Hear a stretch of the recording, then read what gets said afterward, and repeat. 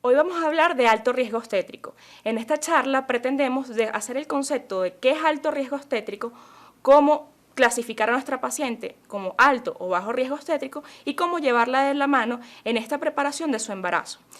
Probablemente te parezca una charla que es bastante conceptual, pero es la base de la práctica de la obstetricia y que es un poco distinta a la premisa que tiene la población de siempre ver un obstetra acompañando a esta hermosa madre rozagante que está acompañando a este recién nacido. Pero a los que estamos diariamente en la práctica de la obstetricia nos damos cuenta que es muy frecuente que esas pacientes jóvenes y que considerábamos sanas culminen un embarazo en una terapia intensiva o su bebé finalice en una terapia intensiva neonatal e incluso fallezca. Y es aquí cuando nos preguntamos qué fue lo que falló en nuestra atención. Si te parece que estoy siendo bastante dramática con estas premisas que acabo de dar, todo esto va a estar reflejado en las tasas de mortalidad infantil y materna que ofrece el Ministerio del Poder Popular para la Salud. Cuando hablamos de mortalidad infantil, esto es simplemente el cálculo de las defunciones que ocurren en el primer año de vida entre el número de nacimientos vivos por 1000. En los registros que ofrece el Ministerio del Poder Popular para la Salud, vemos que en efecto ha habido un descenso desde el año 1940, pero cuando vamos a las metas del milenio, que debimos ver una reducción del 2/3 de la tasa de mortalidad infantil con respecto a 1990, vemos que esto no se ha logrado. Cuando hablamos de tasa de mortalidad materna, esto refleja el número de defunciones maternas por causa obstétrica o por complicaciones de una patología durante el momento del embarazo entre el número de nacimientos vivos por 10.000. Y aquí igualmente vemos en la tabla que refleja el Ministerio del Poder Popular para la Salud que inicialmente hubo un descenso bastante llamativo, pero que desde el año 70 esta tasa ha permanecido alta, de 62 mujeres por cada 10.000 recién nacidos vivos. Y es aquí cuando nos preguntamos, ¿qué es lo que ha ocurrido? ¿Realmente nuestra población venezolana está siendo manejada por personal no profesional en el área de la obstetricia? Y ocurre todo lo contrario. Vemos que para el año 2000 el 96% de los partos ocurrieron en establecimientos de salud. ¿En qué fallamos? Hay varias premisas, hay varias hipótesis. Una es que hay una baja cobertura de la atención prenatal. Las pacientes por falta de cultura no acuden o la atención es muy precaria. Una falta de capacidad resolutiva, bien sea dada por la falta de recursos institucionales o bien sea dada por una alta demanda y poca oferta de nuestras instituciones. Y la última, y es la central, y por eso quiero darle mayor importancia, es una baja calidad de la atención obstétrica. Y es aquí donde te invito a tu formación. ¿Y a qué me refiero con esto? Muchas veces nosotros, por la gran demanda que tenemos, no ofrecemos un trato cálido que invite a esta paciente a continuar su control prenatal con nosotros y tampoco nos encontramos continuamente formándonos para dar una atención óptima a esa venezolana que confía su embarazo en nosotros. ¿Cuál es la participación que nosotros podemos hacer con un control prenatal que cumpla con las 5 características de un control óptimo? Que sea precoz, antes de las 13 semanas, de amplia cobertura, en donde yo garantizo que al atender una mayor cantidad de embarazadas, pues evidentemente voy a reducir esas tasas de morbi-mortalidad que ya planteamos. Que sea completo, en donde yo haga fomento de salud, la proteja y cuando evidencie un problema, la recupere y la rehabilite. Que sea integral, no es simplemente una paciente obstétrica, voy a hacer una evaluación de todos los órganos y sistemas. Y por último, garantizar que sea periódico, no es simplemente una vez que voy a ver a esta embarazada, sino que voy a tener controles sucesivos. Ahora, ¿cuándo hablamos de alto y de bajo riesgo? ¿Desde cuándo comenzó a surgir ese concepto? Desde el año 70 se comenzaron a dar cuenta que el 70 a 80% de la morbilidad y mortalidad perinatales simplemente estaban concentradas en un 20 a 30% de la población. Y es ahí cuando dividieron a la población obstétrica en una población de bajo riesgo y en una población de alto riesgo. A ambas le tengo que ofrecer una atención cálida y profesional, pero definitivamente esta población de alto riesgo tengo que derivar una mayor cantidad de recursos y un tratamiento mucho más enzimático. Ahora bien me dirán, ¿cómo hago esta distinción? ¿Qué es riesgo? Pues riesgo es la posibilidad de que ocurra un evento y en un embarazo sería algún factor que me pueda conllevar a que este embarazo, este niño o este recién nacido sufran alguna complicación. De tal forma yo voy a tener que en mi gran población obstétrica, yo voy a tener embarazadas que se encuentran en buenas condiciones, sin deterioro del binomio materno-fetal, que tienen un embarazo que es deseado, que no tienen ningún riesgo epidemiológico, no tienen antecedentes ginecobstétricos y no tienen ninguna comorbilidad asociada. Yo les voy a ofrecer, reitero, una atención cálida de la mano y profesional. Pero ¿qué es lo importante? Que en este cúmulo poblacional yo sepa seleccionar a esa población que sea de riesgo y a la cual yo debo estar de forma enzimática dándome cuenta si ocurre alguna complicación que requiera mi mayor atención. Entonces tengo a esta paciente a mi frente, ¿cómo la voy a clasificar de bajo o de alto riesgo? Simplemente con un engranaje en donde vamos a hacer un interrogatorio bastante exhaustivo, un examen físico completo y por último puedo derivar a ciertos estudios paraclínicos dependiendo de la sospecha inicial que yo haya obtenido. ¿Cuándo yo voy a hacer esta investigación del riesgo? Idealmente debería hacerse antes del embarazo, en lo que se conoce como una consulta preconcepcional. Lamentablemente en nuestro país este concepto no está muy arraigado, pero si nosotros la tuviésemos, nosotros pudiésemos utilizar qué comorbilidad tiene esta paciente, atender y colocarla en un estatus de control y en ese momento permitirle a esta paciente que tiene alguna comorbilidad quedar embarazada. Pero lo que ocurre realmente es que nuestra venezolana acude a nosotros para iniciar su control prenatal y en estos momentos, ¿cuándo yo voy a realizar esta investigación de riesgo? Durante el embarazo, en la primera consulta, que idealmente debería ser antes de las 13 semanas, en un segundo momento entre las 26 y 28 semanas y ya al final a las 36 semanas. Para finalmente, cuando está embarazada se encuentra durante el trabajo de parto, definir nuevamente si ella se encuentra en riesgo, un riesgo que requiera que este recién nacido tenga una atención de neonatal con una probable requisición de una unidad de terapia intensiva neonatal. Este esquema, aunque parece bastante dificultoso, lo que trata de reflejar es que los factores de riesgo son dinámicos. Vamos a ver que pueden aparecer en un periodo preconcepcional, pueden instaurarse durante el embarazo o durante el parto. Y no solo van a influenciar al transcurso de este control prenatal, no van a solo tener consecuencias a corto plazo, sino que nosotros también podemos ver que pueden agravar gestaciones futuras o pueden tener un componente que es lo que se llama de programación fetal, en donde yo induzco a ese fetico que está dentro de esa persona que está consultando con nosotros a que tenga problemas en su etapa adulta. Una vez que yo he definido el factor de riesgo en esta embarazada, yo tengo que determinar cuál es su magnitud, si puede afectar el embarazo, si tiene algún tratamiento, si puedo darle algún manejo, si ya se ha instaurado alguna complicación y en qué nivel de atención yo podría atender a esta paciente. De esta forma nosotros tenemos dos tipos de riesgo. Un riesgo potencial, que son todos aquellos factores preconcepcionales, generalmente antecedentes o factores epidemiológicos, que pudiesen conllevar a una complicación en este embarazo, y un riesgo real, que es realmente una comorbilidad que está presente en este momento y que puede complicar verdaderamente el embarazo. Tomando en cuenta estos dos tipos de riesgo, nosotros vamos a clasificar a las pacientes de alto riesgo obstétrico en tres tipos que desglosaremos a seguir. Alto riesgo obstétrico tipo 1 son aquellas pacientes que tienen buenas condiciones de salud, pero presentan uno o más factores de riesgo epidemiológico, siendo estos el analfabetismo, la pobreza crítica, la vivienda no accesible al establecimiento de salud, unión inestable, trabajo con esfuerzo físico, estrés, tabaquismo, alcohol u otras drogas, embarazo no deseado, control prenatal tardío, entendiéndose después de las 13 semanas, edad materna menor de 18 años o mayor de 35 años, una talla baja, peso materno de 45 kilogramos o menos u obesidad, grandes multíparas o un intervalo intergenésico menor a 2 años o mayor de 5 años. Cuando hablamos de alto riesgo tipo 2, son pacientes que igualmente se encuentran en buenas condiciones de salud, pero el factor de riesgo identificado es un antecedente ginecostétrico, siendo estos bajo peso al nacer, peso inadecuado para la edad gestacional, macrosomía fetal, malformaciones congénitas fetales, trauma o infección fetal, retardo mental, parálisis cerebral, madre RH negativo no sensibilizada, edad gestacional desconocida, antecedentes de partos prematuros, embarazos prolongados, antecedentes de trastornos hipertensivos en el embarazo, cesárea anterior, antecedente de ruptura prematura de membranas, distocias dinámicas, hemorragias obstétricas, molidatiforme, accidentes anestésicos y trastornos neurológicos periféricos. Y un último grupo de alto riesgo obstétrico, que es el tipo 3, que es el que debemos hacerle mayor abordaje, porque sin duda alguna es el que conlleva a una mayor morbimortalidad. En esto tenemos dos tipos de grupos. Aquellas gestaciones que en este momento están asociadas a alguna complicación ginecostétrica o fetal y aquellas gestaciones en donde la complicación deriva de alguna otra patología de índole médica.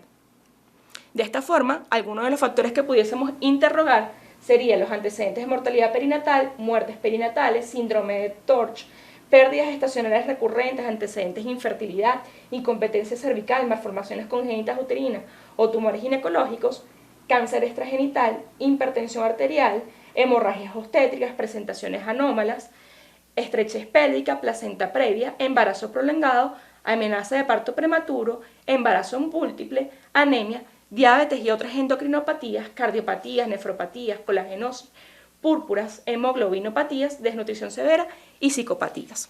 Entonces ya tienes a tu frente una paciente, creías que todo estaba bien y la encasillaste en el grupo de bajo riesgo porque te diste cuenta que no tenía ninguno de estos antecedentes ni presentaba ninguna de estas comorbilidades. Y simplemente haces que tu paciente sonríe y tú también te encuentras bastante tranquilo.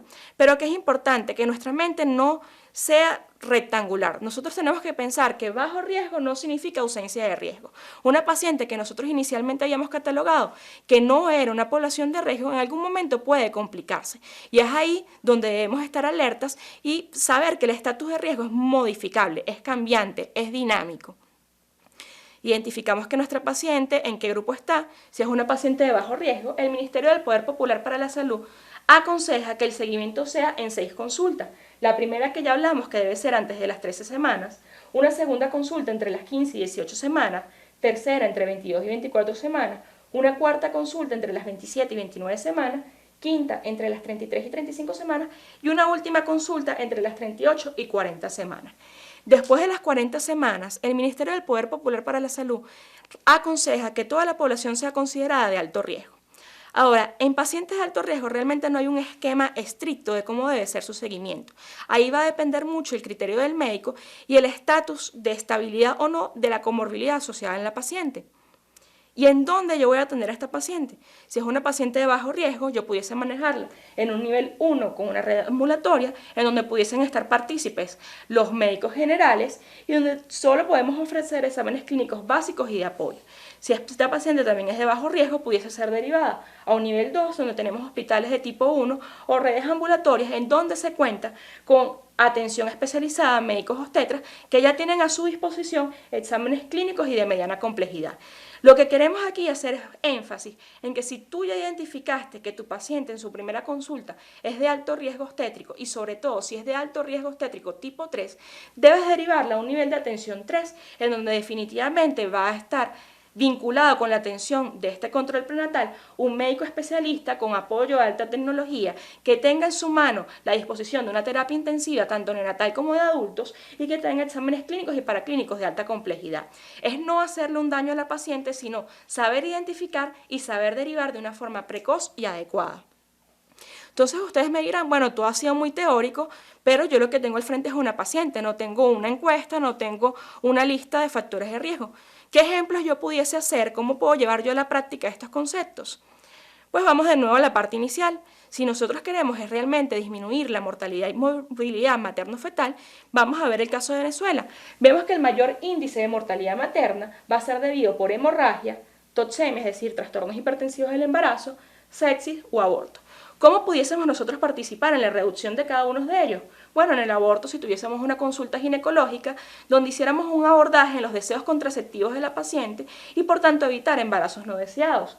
Si estuviésemos hablando de la hemorragia, sin duda alguna una atención óptima del momento del parto y una vigilancia del sangrado en esa hora dorada que ocurre después del parto, de la expulsión fetal, pero también tengo otras cosas que pudiese hacer. Por ejemplo, con hemorragia, yo pudiese hacer un diagnóstico de placenta previa y manejar a esta paciente con un algoritmo diferente. Este diagnóstico yo lo puedo hacer tan precoz como a la semana 15, en donde nosotros tratamos de ubicar el borde placentario con respecto a este orificio cervical interno y vemos que si la distancia entre uno y otro sobrepasa el centímetro, yo ya puedo tener una predicción de que esta paciente tiene una placenta previa, derivarla a un centro de alta atención especializada y hacer un esquema de seguimiento diferente a una paciente que tendría un bajo riesgo. Por otro lado, vimos que la otra causa de mortalidad eran los trastornos hipertensivos del embarazo. Yo también pudiese englobar aquí toda mi población y en el eco que yo hago entre las 11 y 13 semanas hacer un criado universal de resistencias periféricas. Y es ahí cuando nosotros hablamos en obstetricia que un índice de pulsatilidad mayor del 95% del percentil 95 es un alto predictor de trastornos hipertensivos del embarazo tipo preeclampsia severa, y a esta población que yo ya identifiqué como de alto riesgo, yo pudiese medicar con aspirina y con calcio. En cuanto a cómo podría yo reducir la mortalidad infantil, hay dos puntos bases: una reducción de afecciones del periodo perinatal, generalmente relacionadas con prematuridad y sepsis neonatal, y un segundo punto que son las anomalías congénitas. ¿Yo cómo puedo ser partícipe en la reducción de estas tasas? Pues primeramente definir que actualmente la consideración de un embarazo a término es después de las 39 semanas. Por tanto, la resolución electiva de embarazos a partir de las 37 semanas puede conllevar a un falso a término que termine en una terapia intensiva neonatal o en un cuidado intermedio. Entonces, quitarnos la concepción de una resolución del embarazo a partir de las 37 semanas. Por otro lado, identificar a esta población que puede tener un parto pretérmino. Hay factores de riesgo reconocidos, donde el más importante es ver que la paciente tuviese un antecedente de un parto pretérmino y que este parto pretérmino hubiese ocurrido en etapas bastante tempranas. Y la identificación de infecciones, por lo cual nosotros realizamos despistaje de bacteriurias asintomáticas con urocultivos trimestrales. Si nos fuésemos a ir con otros paraclínicos, pues evidentemente yo puedo realizar un cribaje en población total entre las 18 y 22 semanas, en donde yo puedo visualizar si hay una longitud cervical menor de 25 milímetros y si hay factores asociados como tunelización cervical o el slush, que es una imagen hiperecogénica encontrada en esa tunelización cervical. Si yo veo que hay alguno de estos factores de riesgo, pues ya esta paciente yo la voy a categorizar como alto riesgo y yo pudiese brindarle la oportunidad del uso de progesterona natural micronizada. En pacientes en donde yo ya haya visto que hay factores de riesgo relacionados en mis antecedentes, pues este cribado yo lo voy a hacer entre las 14 y 18 semanas y nuevamente entre las 18 y 22. Entonces vemos que son recursos que parecen bastante sencillos, pero que pueden significar el cambio entre un bajo riesgo, un alto riesgo y un desenlace bastante ominoso. En cuanto a la atención de sepsis neonatal, pues un cribado universal de Streptococcus beta hemolítico, que es la causa principal de sepsis neonatal temprana, simplemente con la toma de un cultivo rectovaginal a las 35 semanas, y si ese cultivo resulta positivo, pues a la aplicación del tratamiento adecuado en el momento del parto. Y en las malformaciones congénitas, pues tomar en consideración no el concepto anterior, que solo debíamos hacer cribado en pacientes mayores de 35 años. Nosotros tenemos que pensar que la mayoría de la población obstétrica es pacientes que son jóvenes. Por tanto, si yo encerrara toda mi población obstétrica dentro de un cuarto y dijera que 5 manzanas equivalen a las 5 pacientes que van a tener malformaciones congénitas, la mayoría de las pacientes que van a coger estas manzanas no van a ser las pacientes mayores de 35 años porque tienen menor porcentaje. Van a ser pacientes que pueden ser jóvenes. Por tanto, el cribado de malformaciones debe involucrar a toda mi población. ¿Y cómo yo lo puedo hacer? Con ecos realizados entre las 11 y 13 semanas y otro eco morfométrico realizado entre las 18 y 24 semanas. Entre las 11 semanas y 13 semanas más 6 días, yo además involucro lo que se conoce como screening combinado, en donde las características del eco yo lo voy a asociar la edad materna y factores séricos como la beta-HCG y la proteína placentaria del tipo A. Si yo veo que este está alterado, yo puedo llevar a mi paciente a un estudio invasivo como lo es la neocentesis. De igual forma, si yo en alguno de mis ecos vi que hay malformaciones múltiples o hay malformaciones aisladas con alto potencial de aneuploidía como masas torácicas o malformaciones de miembros, pues entonces yo pudiese brindarle solamente a estas pacientes lo que vendría siendo un estudio invasivo. El tiempo se nos acaba, pudiésemos hablar muchísimo de alto riesgo obstétrico, pero la intención que yo tengo en estos cortos minutos es expresarte que definitivamente pensar en alto riesgo obstétrico conlleva a un conocimiento muy amplio de las diversas complicaciones que pueden darse durante el embarazo y saber cómo afrontarlas.